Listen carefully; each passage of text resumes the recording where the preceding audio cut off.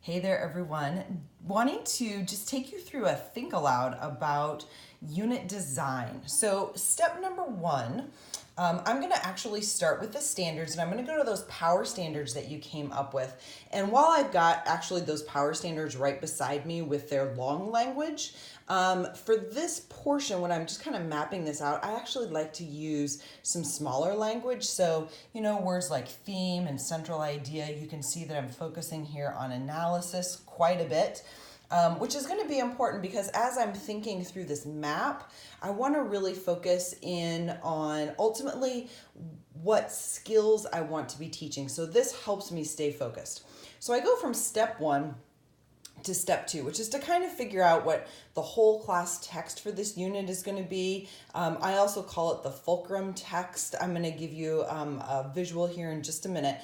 But what I do know is that the Odyssey is a book that's often taught at this grade level. I think it's taught in some of your schools. And for this particular unit, which is about a 6 to 7 week unit, just so that you kind of know that, it is the Odyssey, which takes me to step number three, which is thinking in really broad terms here about unit design. So you might remember that we have talked about kind of these circles before, and these are really the underpinnings of the waves. So we've talked a lot about teaching in waves, and underneath the waves are these kind of circles. So the fulcrum text is going to be the text that we want to unpack the most, in this case, the Odyssey. Context is going to be background knowledge, texture is going to be extension, and then the essential questions are in between. So that takes us over essentially to this big, huge document, right? So I'm going to zoom in on it for us. And we're going to actually start with step 3A, which is thinking about essential questions. And this is certainly in relationship to that main text, the Odyssey. But what you can see here are these central questions are not about the text explicitly, but they are about an idea within the text. So this becomes important because if you remember, one of those skills that we really want to teach, right, is analysis. We want kids to come up with central ideas.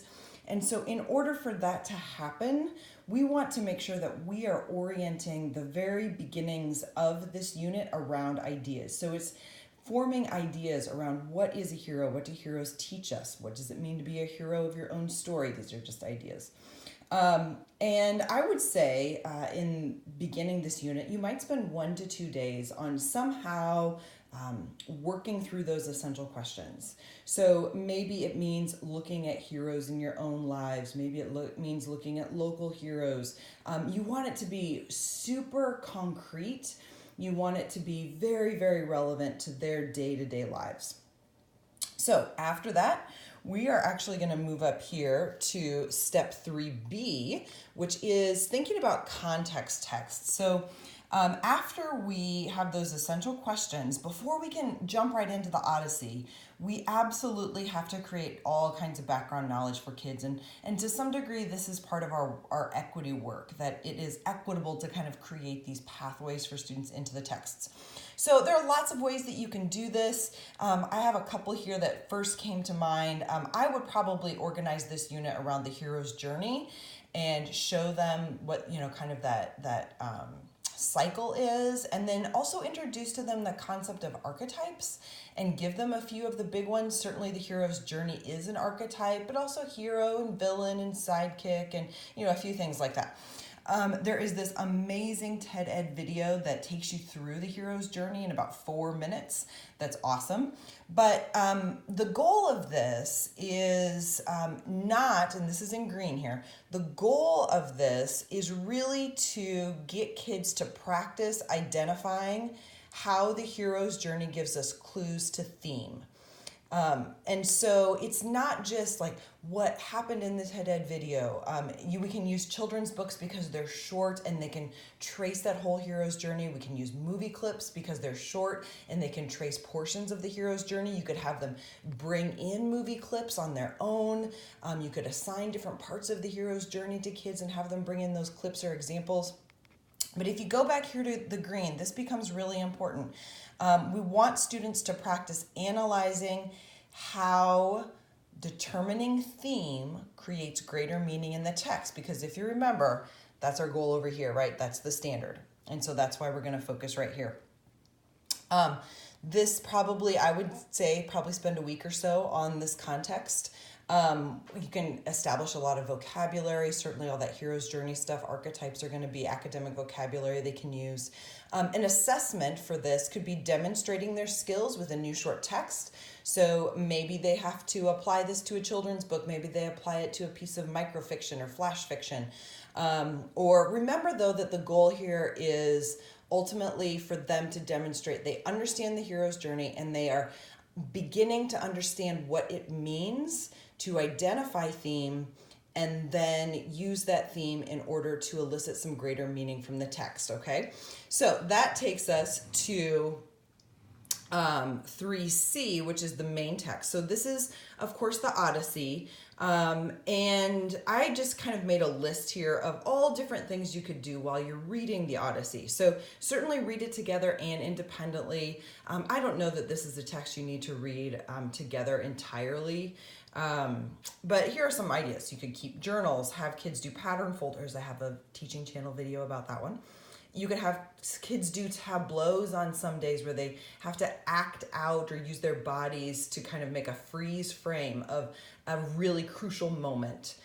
You could have them storyboard portions of the Odyssey. You could do a class-size hero's journey cycle and then keep track of everything, and then have students somehow make an individual version of this and then maybe practice their analysis on there. You can do reading checks, definitely modern connections and examples. What is a modern day Cyclops? Who are modern day sirens? What does all of that kind of stuff look like? But we have to go back here then, of course, to that learning goal, okay? So remember that we are using the Odyssey to teach students to determine a theme and to analyze. That goes back to the big ideas of the standards. So we're not teaching the Odyssey just to make sure they know what happened in the Odyssey. We're teaching the Odyssey in order to give students a text in which to practice these skills. And I think that's a really crucial shift here. Also, just as a reminder, one of those other standards that, one of your power standards is to make sure that the journey helps students look at author's choice. And this, when you think about the sequencing in that hero's journey, that's a great pathway for having students do that analysis. Just as a reminder here, when we talk about analyze, the 3 questions or 3 words I find myself using over and over and over with kids. How does this happen? Why does this happen? Why did the author do this? How does it create meaning? Just those words over and over again. I also just want to kind of zoom in here and say that just as a reminder, all of these activities up here, the goal of those are ways for students to practice analyzing sections of the reading. And what you're doing is you're not trying to use these activities to assess whether or not students completely understand the Odyssey right now. You are using these activities to give them a pathway to understand the Odyssey. So they aren't assessments as much as they are learning tools or instructional moves in order to make sure students can get there. So when we think about the length of time here, I don't know, it's different for every class. I would maybe say 3 to 3.5 weeks, maybe it's 4. You don't want it to go on forever though. That is one thing I know for sure.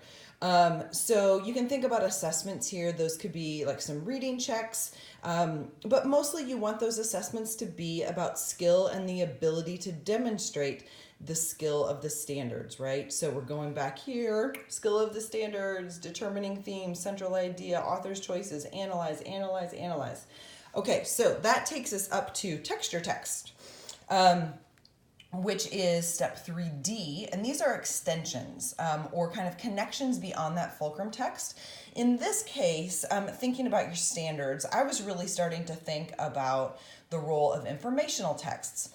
So I kind of almost made a new essential question for this and wanted to think about what happens when heroes come home, because I think there'd be a lot of really great informational texts about post-traumatic stress disorder, especially veterans, the services we do or don't have for them. So then we're looking at informational texts, and it's not about the Odyssey, but what's happened is students now have all of this background knowledge about journeys and heroes, and so when they go to look at this informational text, they are not looking at it completely in isolation. It now has a purpose, and so that's one thing that can really help them dig into it. So, and just as a reminder, with that informational text, the goal here, the learning goal, is that we want students to practice determining that central idea. I'm zooming back over here. Remember, informational text determines central idea. And you can do that by having kids, read articles or essays. They can look at websites. They can look at infographics, all kinds of really rich material out there about this topic. And then they need to practice analyzing informational texts. I would say maybe take a week at this, maybe less. But you want them to practice reading those informational texts. The assessment could be on their ability to find a central idea, or maybe if this is the first time they've practiced this, you're helping them find the central idea, but then they are tracing the argument. So how does the author make that argument? And again, it depends on the grade and where you're at. Ultimately, this is the exit point of the standard, is that students would be able to determine that central idea on their own and trace that argument on their own, but you may be at an instructional stage. So here's an option. I was just thinking about this as I was writing it. You could almost apply this to Odysseus if you wanted to. And you could ask students, based on your research, what would be your recommendation for Odysseus? What kind of coming home or veterans program would you have him be in, and why? And you could have them support that both through examples from the Odyssey as well as examples from their research. So I think that could be kind of cool. And then we're going to go down here to step number 4, which is just an option. If you wanted to, this really sets you up for a unit on narrative writing that you might decide to take in a different direction, or you might decide to go back to that essential question, what does it mean to be a hero of your own story? And maybe the connection can be kind of loose. Because again, I know you don't want these units to go on for an entire semester. All right, I know I talked so much and so long, but I really hope it's helpful. I'll send you some separate photographs of these two posters so that you can have those with you, and I will zoom in this afternoon and talk to you later. Bye.